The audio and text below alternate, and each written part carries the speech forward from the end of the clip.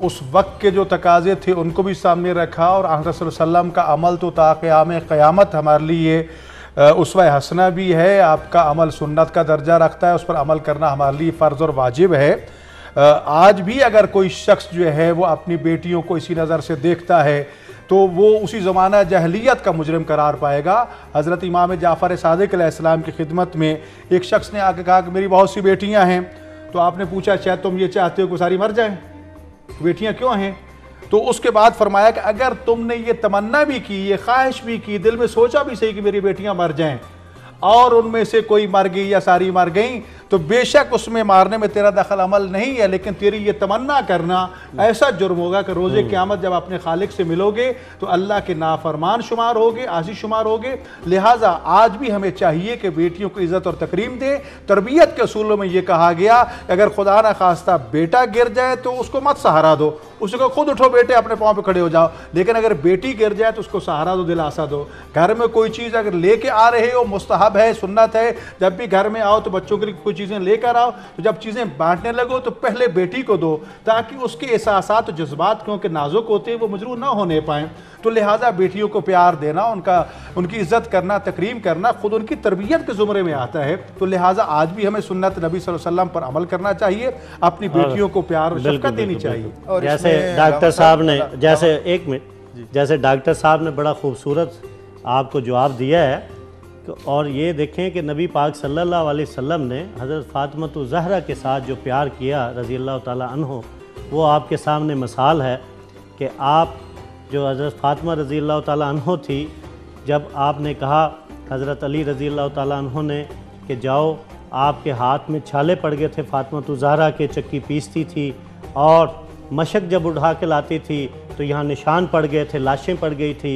तो आपने कहा कि आप ऐसे करो कि कुछ ग़ुलाम आए हैं और नबी पाक सल्लल्लाहु अलैहि वसल्लम को कहो कि ग़ुलाम दे दो।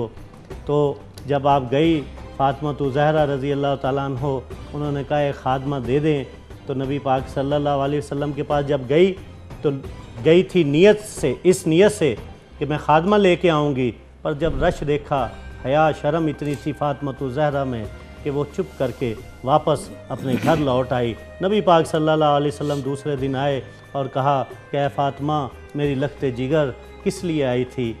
कहा कि अब्बा ये मामला है, और हज़रत अली ने बताया रज़ी अल्लाह ताला अन्हु ने कि इनके हाथ में छाले पड़ गए और चक्की से, और नबी पाक सल्लल्लाहु अलैहि वसल्लम की आँखों से आंसू बहने लग गए, और कहा कि फ़ातिमा, तुम्हें एक ऐसा अमल ना बता दूँ कि जो तुम्हारी थकावट और हर चीज़ ख़त्म हो जाए, और वो तस्बीह है फ़ातिमा, जिसमें 33 मरतबा सुबहान अल्लाह, 34 मरतबा अल्हम्दुलिल्लाह, और 33 मरतबा अल्हम्दुलिल्लाह और 34 मरतबा अल्लाहु अकबर। ये फ़ातिमा तस्बीह है। ये जो लोग पढ़ते हैं असर की नमाज के बाद, हम भी पढ़ते हैं, और जिनमें थकावट होती है, जो कुछ होता है, और इसको नाम भी फ़ातिमा के नाम से मुंसलिक कर दिया गया। क्यों जी डॉक्टर साहब? तस्बीह ज़हरा सलामुल्लाह अलैहा, मैं समझता हूँ वो नेमत है जो रसूल खुदा सल्लल्लाहु अलैहि वसल्लम ने अपनी बेटी को अता की और उनके ज़रिए हम तक पहुँची। मुसलमान तो यकीनन जनाब सैयदा कायनात सलामुल्लाह अलैहा के साथ एक अक़ीदत और मोहब्बत रखते हैं, और उनके इस अमल को बहुत अहमियत देते हैं। और हुक्म है कि नमाज के बाद अगर कोई और अमल खैर नहीं कर सकते तो कम अज़ कम जनाब ज़हरा सलामुल्लाह की ये तस्बीह पढ़ लो।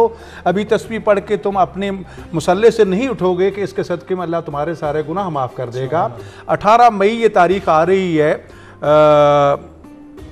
एक यूरोपीय मुल्क है, इस वक्त जहन में नाम नहीं आ रहा मुझे, वहाँ बाकायदा 18 मई को फ़ातिमा नाम का एक शहर है और पुर्तगाल, और वहाँ पर बाकायदा फ़ातिमा नाम का ईसाइयों ने एक चर्च बनाया हुआ है, जिसमें दुनिया भर से लाखों की तादाद में ईसाई इकट्ठे होते हैं और उस चर्च की तरफ बढ़ते हैं। घुटनों के बल वो चलते हैं, पाँव के बल नहीं चलते, और हाथ में ये जनाब ज़हरा सलामुल्लाह की तस्बीह पढ़ रहे होते हैं, और इससे अपने लाइलाज बीमारियों का इलाज लेते हैं।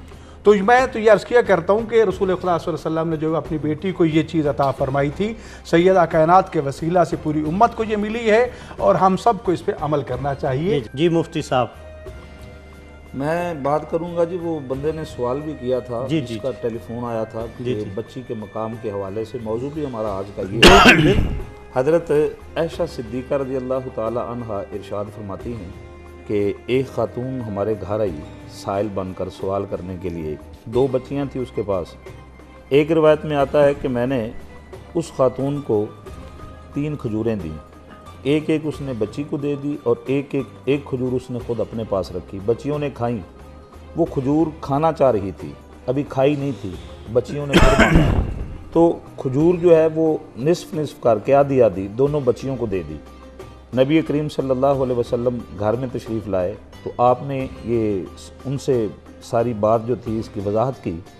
نبی کریم صلی اللہ علیہ وسلم نے ارشاد فرمایا کہ اللہ تبارک و تعالیٰ اس خاتون کو اس کے اس عمل کی وجہ سے جنت عطا فرمائیں گے۔ یہ جو حدیث میں آتا ہے کہ جو آدمی اپنی بچیوں کی اچھی تربیت کرتا ہے، اس کی راویہ بھی حضرت عائشہ صدیقہ ہیں، اور پھر ان کی شادی کرتا ہے، اچھے اخلاق سکھاتا ہے، اس کے بعد اللہ تبارک و تعالیٰ اس چیز کے عوض وہ خاتون یا وہ مرد اس کے یعنی والدین جو ہیں ان کو اللہ پاک جنت عطا فرماتے ہیں۔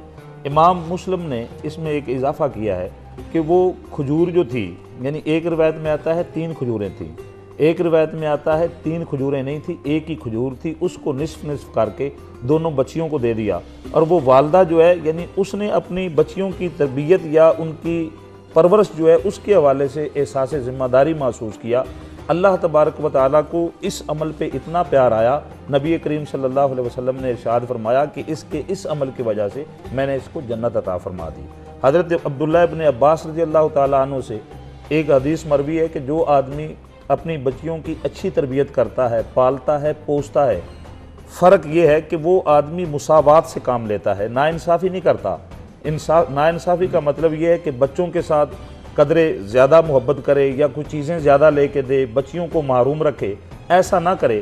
حضرت عبداللہ ابن عباس فرماتے ہیں نبی کریم صلی اللہ علیہ وسلم نے ارشاد فرمایا ایسے آدمی کو اللہ ان کے عوض جنت عطا فرماتے ہیں۔ تو بے شمار احادیث جو ہیں اس حوالے سے مروی ہیں، اور بے شمار حدیثیں ہیں۔ اس میں علامہ صاحب ایک اور بریک پہ جانا ہے ناظرین، اسلام ٹوڈے میں چھوٹا سا وقفہ ہے، آپ جائے گا نہیں، ہمارے ساتھ رہیں۔